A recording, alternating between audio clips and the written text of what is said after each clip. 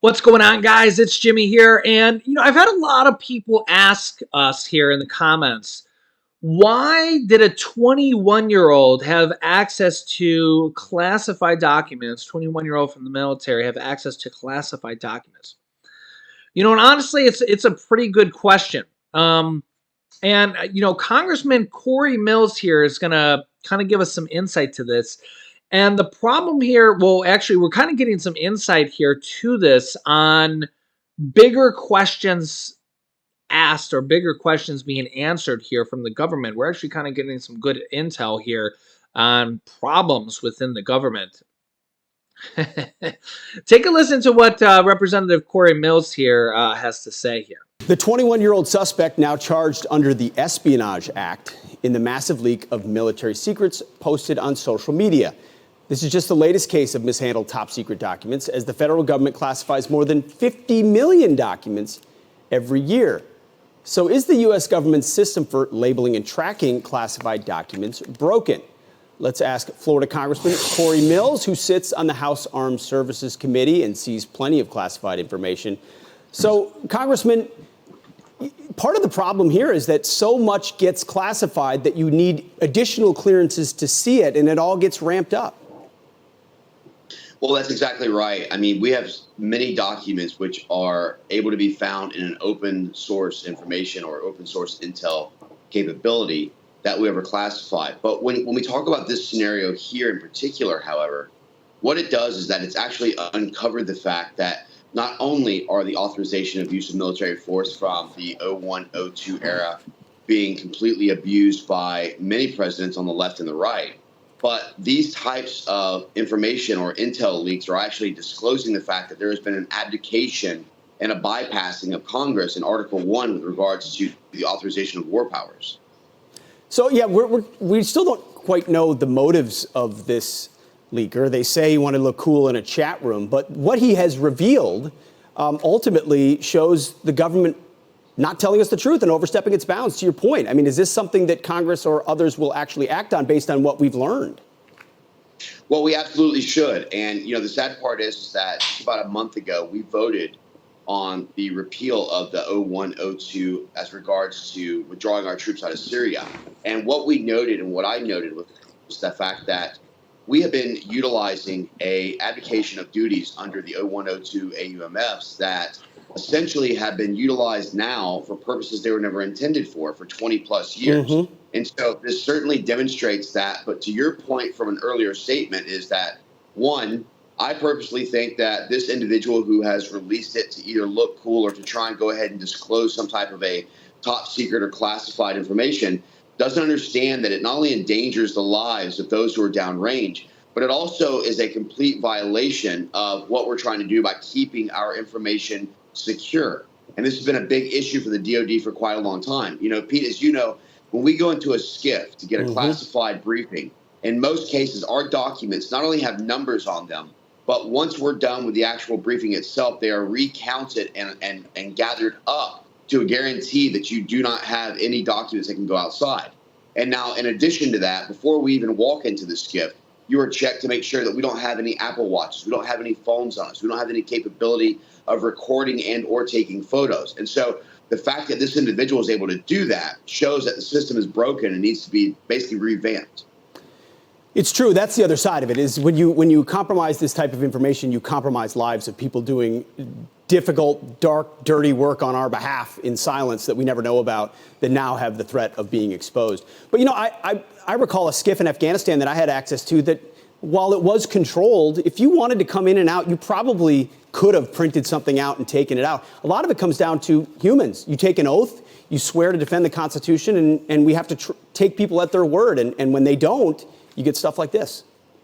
Well, you're exactly right. And again, I can remember even in Baghdad, we'd go into the intel cell and there was very, very little screening as we'd go in and out of the intel room. Yeah. And so, my big thing is one, there is an overclassification where we overclassify too many documents. Two, this individual, while he may have tried to do something for a look cool appearance or put something online, as we noted earlier, it does sometimes, as we'd seen with previous leaks, disclose the fact that the executive branch is abusing their powers. And so, I'm still going back to the idea that, you and I had both deployed downrange before. We have to identify with the fact that this is continuing to be a misuse, in my opinion, and abuse of war powers under the AUMF that I think that needs to be abdicated.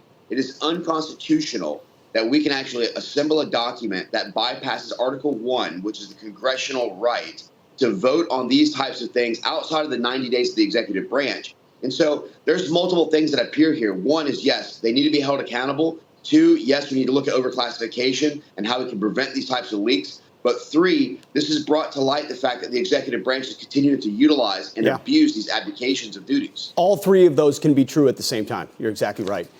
Yeah, so now I can kind of see a little bit of the problem. There's more than 50 million documents classified as classified every single year. That's a lot of documents, and now you can kind of see why there's so many members in the military that have access to them, because that's a lot of documents that need to be gone through, and you can't just give a few people access to them because there's so much documentation. There's going to be a lot of people that need access to them because there's just so much information to go through. Okay. With 50 million documents, think about how many people it takes to go through information like that. Okay. 50 million documents. Okay. So now you get a kind of little bit of an understanding like that. And you see one person turned out being a bad apple. Whether he wanted to be cool, I honestly think that's maybe why this guy did this, to leak it to his friends. As sad as that may be, we're actually learning, again, this is kind of a learning point. Vulnerabilities in our system.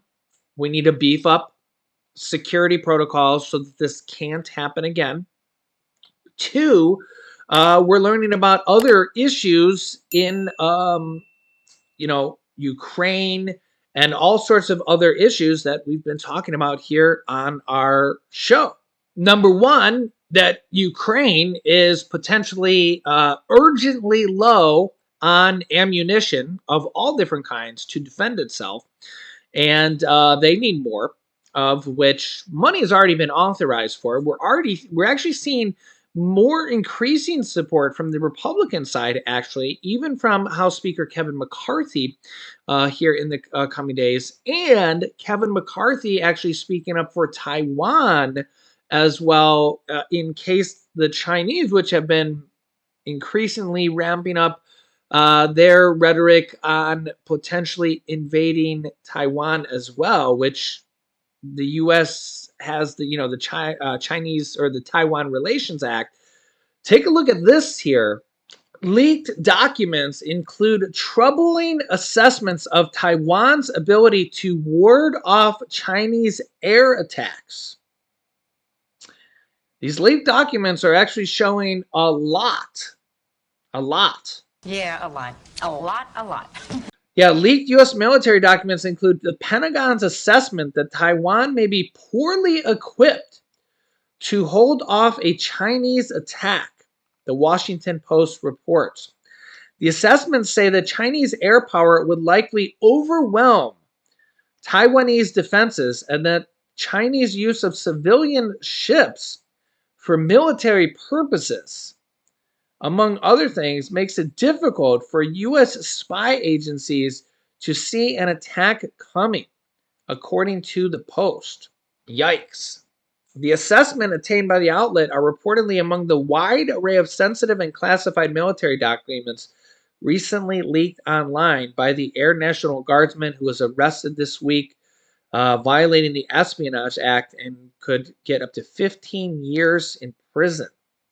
The Pentagon analysis indicates that the Chinese Air Force would have a strong chance of asserting control in the skies early in a conflict with Taiwan, according to these leaks. The assessment also finds that Taiwanese military and civilian preparedness is inadequate. They say that the Taiwanese policy to fire 2 air defense missiles at each target could be overwhelmed by a high-volume Chinese attack, and that civilian air raid siren drills are not effective in preparing for a real-world event per the Post. Yeah. One assessment reportedly notes that any amphibious invasion of Taiwan would likely be hampered by difficulties in delivering gasoline, meaning the U.S. and Taiwan could thwart it early on. It further notes that Chinese best strategy to enable refueling would be to seize Taipei's port, something its military has not trained how to do. I think one of the most alarming things here is that the U.S. and Taiwan are actively considering an attack or an invasion from China. Based on these actual documents, these leaked documents, they're actually considering China attacking Taiwan and invading Taiwan. And remember that these documents were not supposed to be made public. Now they are. And they're actually considering China doing this. And if this happens, remember President Biden has publicly said multiple times that U.S. men, U.S. military personnel would defend Taiwan if this happens. This is what President Biden has said multiple times.